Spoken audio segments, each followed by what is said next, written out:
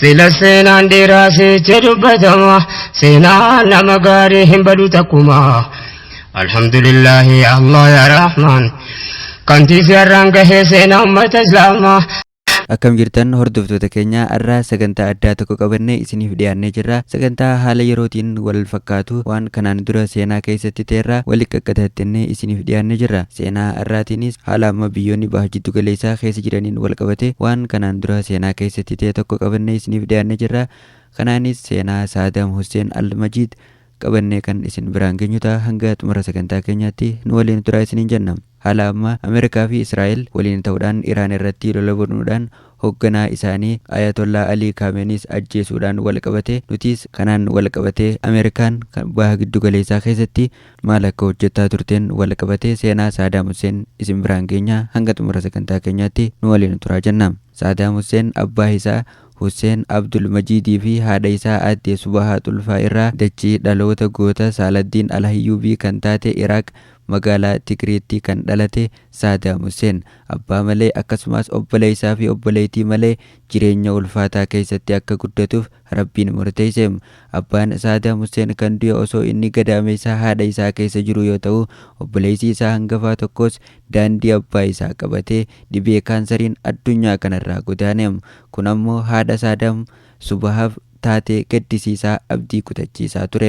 Haati gootaa kan rakkoo kamiif illee harkan kennine Subahaan osoo Saadaam ulfooytee jirtu jaalallee ishee abbaa manaa ishee fi ilma ishee hangafaa yeroo dhabdu kana gadda ishee mudate kana dandamachuu hin dandeenye.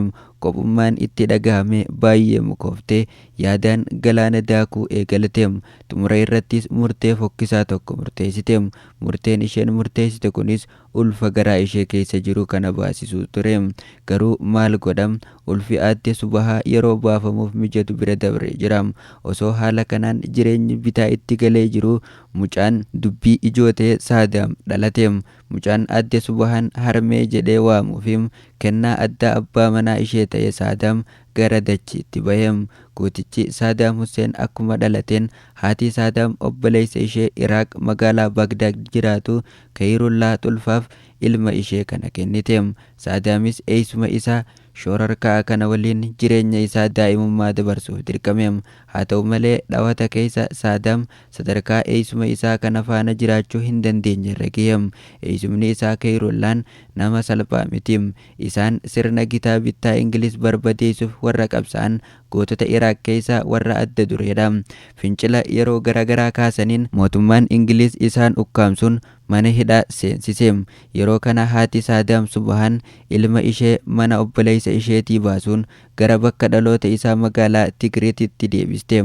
Biyyi Iraaq impaayera Islaamaa guddicha Ottoman impaayerii jalatti bulaa kan turte yoo ta'u, xumura lola addunyaa tokkoffaa booda League of Nations'n sirna gitaa bittaa Ingiliziif kennamte.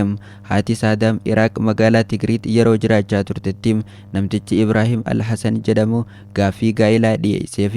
Akka isheen haadha manaa nama biraa turte osoo beekuu gaaffii kana dhiyeessuufis boontuttiin intala Iraaq Subahaan gaaffii namticha kanaaf deebii hin eeggamne ana waliin bultii jaarrachuu kan barbaaddu yoo ta'e jalqaba haadha manaa kee kan fuutee jirtu hiiki jechuun ulaagaa ulfaataa keesseef.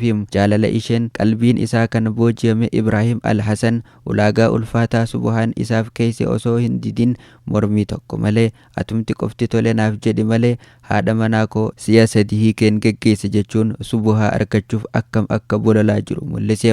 Osoo hin turin Ibrahim Al-Hasan fi Subahaan sirna gaa'ilaa geggeessanii wal fuudhanii. Jireenyi gidiraa fi gadadoo Saadaam Husseenis asirraa jalqaba. Abbaa biddeenaa Saadaam kan ta'e Ibrahim Saadaam Husseeniin baay'ee hadheeffatee jibba. Abbaan biddeenaa ilma biddeenaa jibbuun waan baratame ta'us garuu jibbinsi Ibrahim garuu kan addaa ture. Ibrahim jechoota hamilee nama cabsan fayyadamee Saadaamiin arrabsa. Meeshaalee qaama isaa hir'isuu danda'an fayyadamee reeba. Halkan hirriibarraa kaasee hojii hojjechiisa.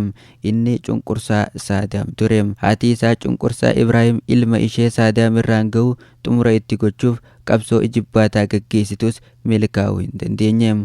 Gabrummaa fokkistuu kanaan daa'imichi Saadaam Huseen abbaa buddeena isaa waliin waggoota 7 jiraateem. Waan nama ajaa'ibu turtii kana keessatti Ibraahim ilma buddeenaa isaa Saadaamiin mana barnootaa seensisee hin barsiifneem. Cunqursaa Ibraahim kana dandamachuu kan dadhabe Saadaam Huseen xumura irrattis bakka dhaloota isaa magaalaa Tigriitti gadi lakkisuun wasiila isaa qabsaawaa fi sabboonaa ta'e Khayrullaa Xulfaa bira jiraachuuf gara magaalaa Bagdaaditti imaleem.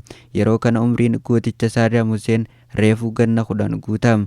Seenaan Saadaam Huseen kutaan tokkoffaan asuma irratti isiniif gabaabsinaam.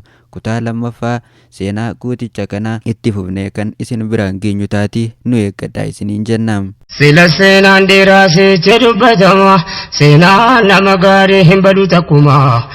Alhamdulillahi Allah ya Rahman kantiisi har'aan gahee seenaa ummata Islaamaa.